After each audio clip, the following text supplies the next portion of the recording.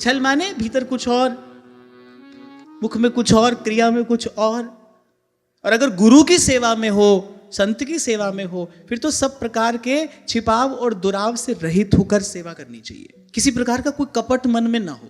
और मैं तो कहता हूं कि यदि ऐसी कोई भावना, ऐसी कोई बात मन में आ भी जाए, गुरु से कह देना चाहिए।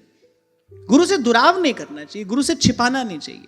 जैसे डॉक्टर से ही रोग छिपाओगे तो रोग बढ़ेगा ना। डॉक्टर से तो जो भी आपको पीड़ा हो, कष्ट हो, कह देना चाहिए, और कहना पड़ता है, तभी तो रोग का निदान होता है, उसका समाधान होता है।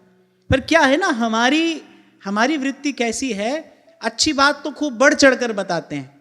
गुरुजनों को भी छोटा सा भजन में कोई अनुभव हो जाए, छोटा सा कोई अनुभव हो जाए ना, तो दौड़ दौड़ कर बढ़ चढ़कर बताते हैं।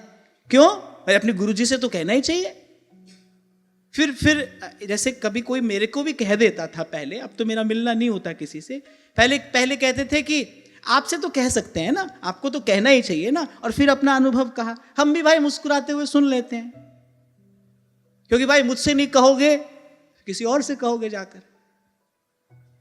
नारद जी जब कामदेव को जीत कर आए, तो सबसे पहले महादेव के पास गए, महादेव को अपनी सारी कथा स्वयं कह सुनाई।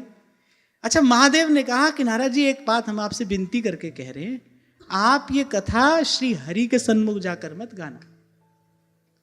नारद जी ने मन में सोचा, बोले ये हमारा उत्कर्ष देख नहीं पा रहे, ये जो हमारा उत्कर्ष हो रहा है ना, क्योंकि कामदेव ने इनकी समाधि तो छेड़ ही दी थी, हमारी नहीं छेड़ पाया, तो बोले ये हमारा उत्कर्ष देख नहीं पा रहे। नारद जी ने कहा, अब तो सबसे पहले हम उन्हीं को जाकर बताएंगे। फिर उसके बाद हुआ क्या, आप सब जानते हो। नारद जी की क्या दशा हुई, आप सब जानते हो। आप देखो, जिसके बल पर वो स्थिति पाई,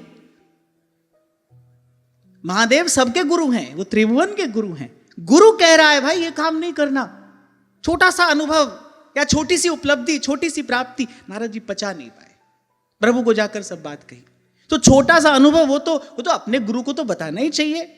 लिख कर बताओगे, हमसे मौका मिलेगा तो सामने आकर बताओगे। अरे ये सब बताते हो गुरु को, ये बताओ नहीं बताओ, गुरु को अपने मन का कपट बताना चाहिए, गुरु को अपने मन का पाप कहना चाहिए, गुरु को अपने मन की नीचता कहनी चाहिए। पर हमारी सहज वृत्ति यही है, मनुष्य ऐसा ही करता है ना भाई। पुण्य का तो खूब प्रकाश करता है, अखबार में छपाता है,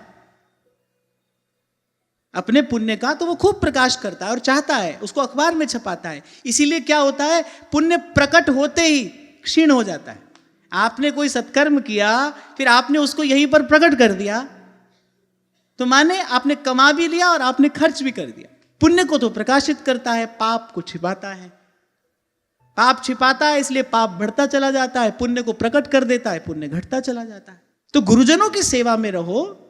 तो यहां कहा कि अगर सेवा में हो, स्वार्थ छल फल चार बिहार, और फिर केवल इतना ही नहीं, वो कह रहे स्वार्थ और छल की तो छोड़ो, कह रहे फल चार बिहाई।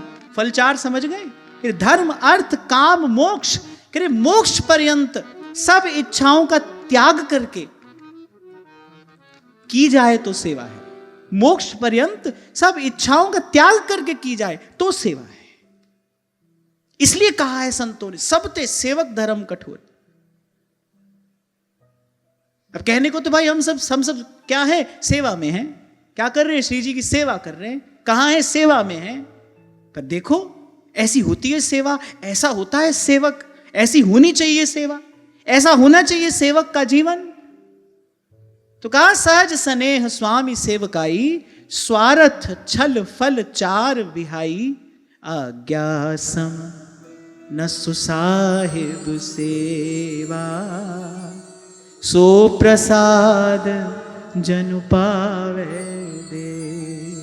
कह रहे स्वामी की आज्ञा में रहने जैसी कोई और सेवा नहीं है, बस आज्ञा में रहे।